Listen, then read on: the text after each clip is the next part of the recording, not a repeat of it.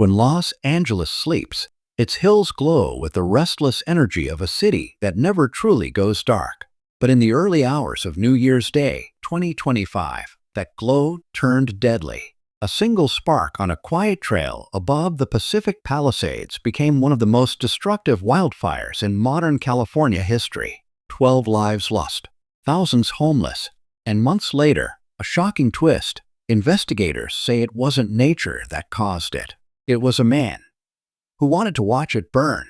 Just after midnight on January 1st, a faint orange flicker appeared along the Skull Rock Trail. It was small, no bigger than a campfire. Firefighters reached it quickly, smothered the flames, and declared the blaze contained before dawn.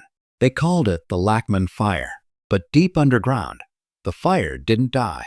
It waited, hidden beneath layers of roots and soil. Tiny embers continued to breathe, waiting for the perfect moment. Days later, powerful Santa Ana winds swept through Los Angeles. The hidden embers flared back to life, and this time, no one could stop it. Within hours, flames roared across the cliffs, devouring homes and tearing through canyons. The air turned to smoke, and the sky glowed red. Families fled in panic. Entire streets vanished beneath the firestorm. By the time it was over, more than 23,000 acres had burned. 12 people were dead. Thousands of others were left without homes. Memories turned to ash. Officials called it the Palisades Fire, a name that would haunt Los Angeles for years to come. From the beginning, something about the fire felt wrong. Investigators couldn't find any lightning strikes, power line failures, or fireworks in the area. The ignition point, bare ground, off a narrow trail, suggested something more deliberate. Federal agents from the ATF joined the case. They collected more than 13,000 pieces of evidence, tracing burn marks, fuel residue, and surveillance footage from nearby roads. Bit by bit, a picture began to form. Someone had been there, walking alone that night. Someone who saw the first flame, and maybe even lit it.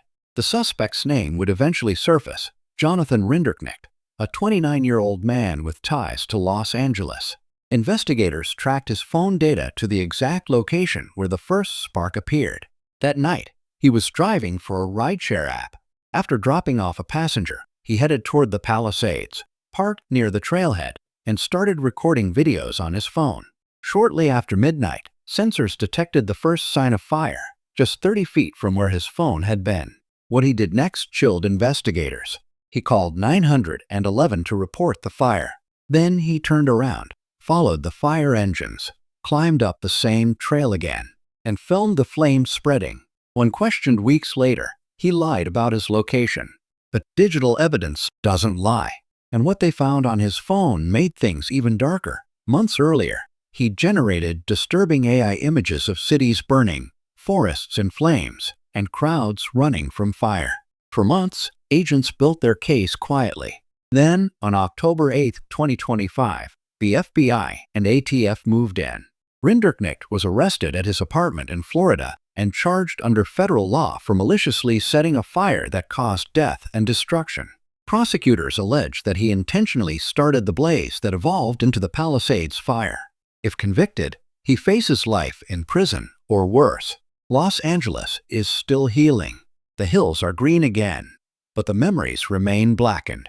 Families still mourn what the fire took: parents, children, entire neighborhoods. No motive has been confirmed. Some call him disturbed, others call him obsessed. Maybe it was a fascination with destruction. Maybe it was something darker. But in the end, the truth stands tall against the ashes. One man's actions lit a match that changed countless lives.